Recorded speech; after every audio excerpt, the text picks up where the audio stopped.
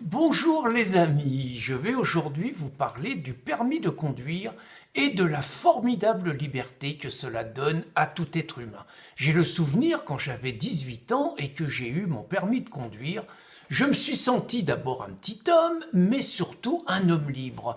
Je pouvais aller travailler avec ma voiture, je pouvais aller aux entraînements de football avec ma voiture, je pouvais sortir le samedi soir au bal ou aller voir mes amis avec ma voiture.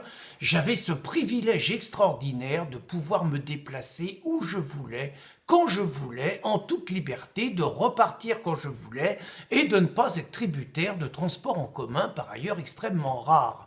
Quand j'ai continué à travailler sur Paris, j'avais des horaires nocturnes, je n'avais plus de transport en commun, j'avais la liberté également d'aller travailler en voiture. Quand c'était des horaires de jour, je prenais le train parce que c'était plus pratique, mais j'avais ce choix. Et tout au long de ma vie d'automobiliste, je n'ai jamais eu l'inquiétude de perdre mon permis. Ça me paraissait un acquis éternel, comme mon père, comme mon grand-père, comme tout le monde.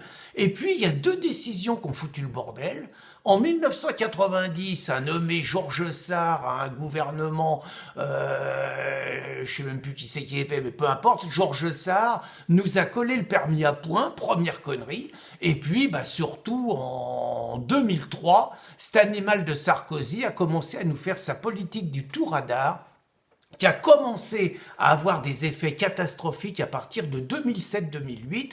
Aujourd'hui, pour perdre son permis, il suffit par exemple quand vous faites 40 000 km par an, comme c'est mon cas, donc on est effectivement très exposé, vous traversez, quand vous faites 500 km, vous traversez, allez facilement 30 ou 40 radars, il suffit que vous en laissiez échapper un, c'est un point.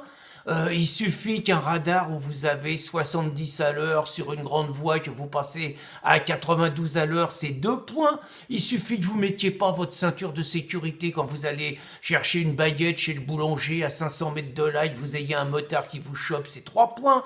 Il suffit que maintenant ils vont nous coller des radars pour protéger les piétons. Vous allez passer, il va y avoir un piéton qui est à 10 mètres de là mais qui a fait 30 cm sur le passage pour piéton. C'est 6 points, la moitié de votre permis. Allez, je vais faire les provocateurs, il suffit que vous alliez voir un pote à 1 km, vous buvez 2 apéros, vous rentrez, vous vous faites choper, c'est 6 points.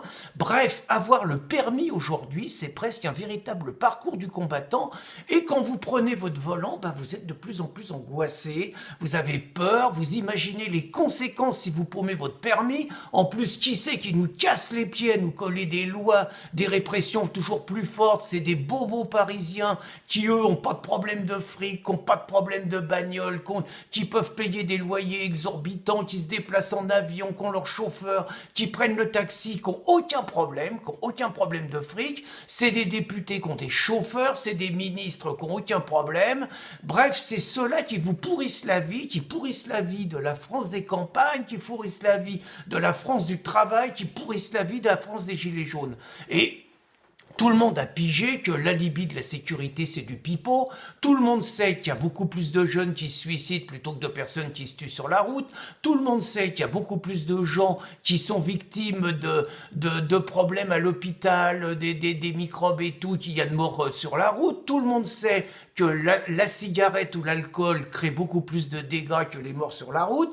Donc tout le monde sait que tout ça, c'est un gigantesque radar, c'est un gigantesque racket pour nous pomper, pour nous piquer du fric et surtout pour nous culpabiliser, nous habituer à une société totalitaire avec des machines qui vous flashent, plus du tout d'intermédiaires, c'est la société Big Brother qu'on est en train de nous préparer. Bien évidemment, les gens dans les campagnes ont besoin de leur voiture pour pouvoir se déplacer. Résultat, vous avez de plus en plus de personnes, on dit 3 fois plus, qui conduisent sans permis de conduire, donc conduisant sans permis de conduire, qui sont d'autant plus dangereux s'ils provoquent un accident, parce qu'ils vont pas avoir une attitude civique, ils vont se tirer en courant.